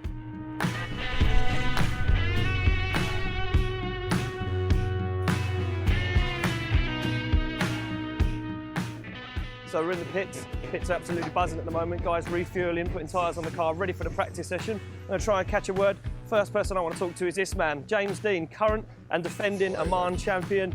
I'm good. How are you feeling? How's the track? How's the new internationals that they've brought in this year? Yeah, it's brilliant. It's a new year, new decade. Back in Oman again, starting the season here. It's our third time competing in the Oman International Drift Championship. Feels great to be back, but this year I gotta say it's the highest level of a drift event ever in the Middle East. We got drivers from all over the world. Christophs Blues is here with his Eurofighter. Daigo Saito is here with his craziest chaser, and so many of the Middle Eastern guys too. They're just getting stronger and stronger every single year, and I think it's definitely going to be tough. It's going to be a good competition. Well, James, you're looking good as always. Wish you all the best of luck, man. Thanks, man. Thank you. I'm here with Christophs. Christophs, welcome to Oman. First time in the Middle East competing, right? Exactly. Yeah, I always wanted to be here in the Middle East, and especially competing so we can bring over our own car. Yeah, and you're in the Eurofighter, right? The car from FD. There's a lot of buzz, a lot of people looking around the car. How hard was it to get that car here this weekend? Well, with the help of Oman Automobile Association, it's easy. You just load it in a container in Riga. Yeah. Thanks to them that they be able to ship it directly from Riga port, and yeah, and then just load it and have it here in a month. So it's perfect, and Simple. then fly in. Well, I think the biggest question on my mind and a lot of other people's minds is who is your main target this weekend? A lot of local guys are, you know, trying to push the internationals around, but who have you got your eyes set on this weekend? Yeah, of course, there's yeah, good guys. I mean, like Daigo Saito, I'll be competing with him. James Dean is always on target. I should be on his target more than he's on mine, because we are like 2-0. Yeah. He never won me. I did won him 2 times. So yeah, I'm definitely looking forward for the good battles. Well, listen, we hope for that, and we wish you all the best of luck. Thanks, Christophs. Thank you. I'm here with Sergey Al Shahani. Sammy, local legend, local hero. How does it feel for you guys to have all these international drivers come over and compete in your championship? It's amazing to have all these international drivers coming back down to Oman, Muscat. Of course, the competition level is increasing as we speak every day. I mean, we have great drivers like James Dean and Blues, Daigo, and many more. It makes our local drivers like us push much more further and get our cars more prepared, so which we learned from the year before and the year previously. Well, look, you're looking good out there. You've been practicing this track. I've seen you online, getting in that seat time, and it's paying off because you're flying. And even the internationals are saying, you know what, these local guys ain't messing around anymore. Wish you all the best of luck this weekend, dude. Thank you so much. Thanks, Sammy. Thank you. Thank you. Well, I'm here with Ahmed Daham. Man, it's safe to say this new car looks incredible. Huge congratulations to you and the team for pulling it out of the bag. But how difficult is it building a brand new car, brand new power plant, and getting to grips with it so quickly? It was a struggle, man. It was a huge challenge. It's a new platform, new chassis. No one has worked on this car before, but with my team at NMK, we worked very hard on the car to get it running properly. Last week we tried it at EDC. We were feeling very bad, the car was slow, but hopefully we fixed all the issues in the car and we got the pace into the car. The car has a lot of potential. It does have a lot of potential, and you know what, I've been watching you in practice and you're the second fastest man out there. You must be feeling buzzing today, you know, ready to head into qualifying later on. Yeah, according to the weight of the car and how big it is, I'm happy with the speed and pace that we have, and hopefully we'll get some good results this week. Well, it looks like you're flying, and we wish you all the best of luck. Thank you so much. Thank you very much. Thank you very much. So we're still in the pit, still wandering around looking for drivers, and I've seen someone I definitely want to catch up with. Been watching this guy online in the off-season. He's been smashing it, representing Kuwait. Ali Maxid, how you doing, bro? Man, you've been representing Kuwait in the FIA Drifting Cup, but you're back in Oman now, in Old Faithful, as you like to call her. How's it feel, man? Feels good. Feels good. We've been busy in the off-season to Japan. It was a really nice event. Good exposure, good experience. We're back here in our trusty Supra. The crowd here love the Supra. They all wanted me to bring the Supra for a couple of years now, and it's finally back. We just finished our first round in practice, but really nice to be back in this car. So yeah, you're looking really good out there. You're looking fast, but it's safe to say there's a lot of internationals here this year that are really going to be pushing it. You know, who you got your eye on? Who do you want to battle? Who's your guy you want to take in top 32? I'm not thinking about top 32. I really want to do a good final run, maybe with James, or a top 4 run with James like we did last year. We got Christoph's with his really super fast Eurofighter. We got Daigo with his crazy chaser. So good cars here, and let's see. I mean, we're here to have fun. The fact that I'm here back in the Supra is, it's a good day for me, and I hope everyone enjoys the show. They certainly will, man. Well, we look forward to seeing you in that final with James Dean, that's for sure. Good luck, man. Thank you. I'm going to catch one more driver before they head out for their last practice of the day, and that's going to be Sebastian Fontaine. Sebastian Fontaine, welcome to the Middle East. First time out here competing. How you finding it? Nice practice before you head to Drift Masters, right? There's some really nice practice, yeah, and yeah, we have 3 rounds of practice for Drift Masters, so that's a good start of the season. And I think I need it, yeah, because I'm not really driving a competition car that often, so it's a good training, yeah. Yeah, and the locals have really stepped it up. A lot of internationals come over, but a lot of people saying the locals not messing around. The locals are really not messing around. They stepped up the game. I've seen some videos of them, and they keep getting better and better, so you have to watch out. And also all the international drivers are here, like Daigo, Christoph's, James. So that's a good mix. Yeah, it certainly is. And you know what? Good thing to say though, you're looking like the fastest man on the grid at the moment out there. So you know what? It's looking good for you at the moment before you go for qualifying. I hope so, and I hope we can keep it up. We hope the car still holds together, and let's have fun. Well, we wish you all the best of luck, man. Take it easy. So there we go. Drivers are ready to rock and roll for practice. They're going to head out. Let's take a look at practice right now.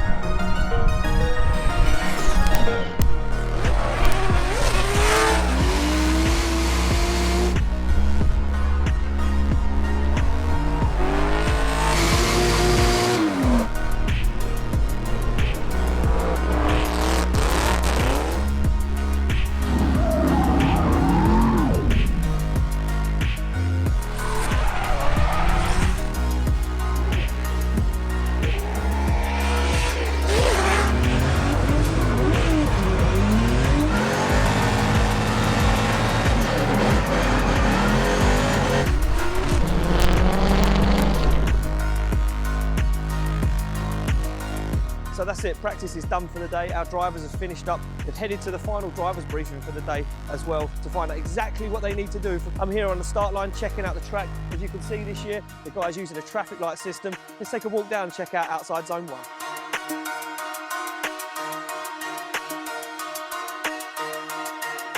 I'm out here on track checking out what our drivers have got to do to score that perfect 100-point qualifying run.